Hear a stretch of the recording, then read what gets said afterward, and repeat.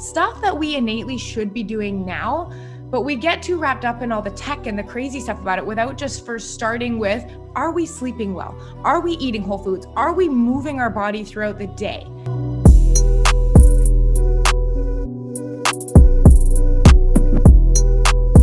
I said nature, nurture, and I was having this conversation a couple of days ago. I do believe a lot of it is based on our environment.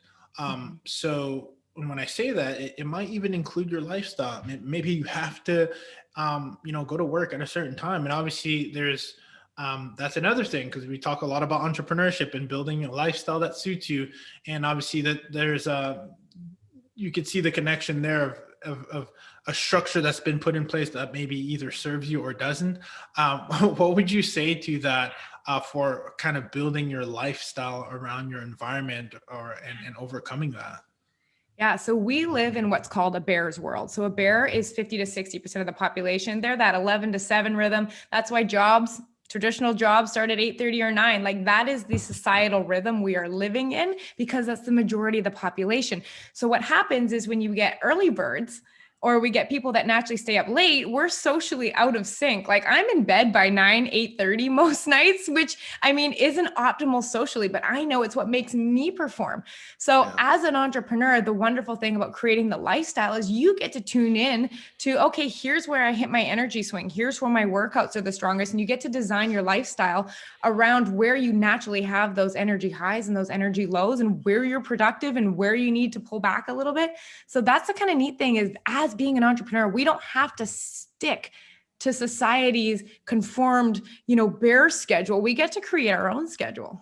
Yeah, no, I love that. And again, that's why we're preaching entrepreneurship so much, because there's a lot of things that come with it that allow you to be your best self, really, at the end of the day. So let's talk about this, right? Because I did give you the introduction, but I didn't really get a chance to hear your perspective on the importance of, would you call it biohacking, Tanessa? Like, is it biohacking umbrella? What would you define your space where you're really catering to the human performance and efficiency? Do we start with biohacking? Do we end with biohacking?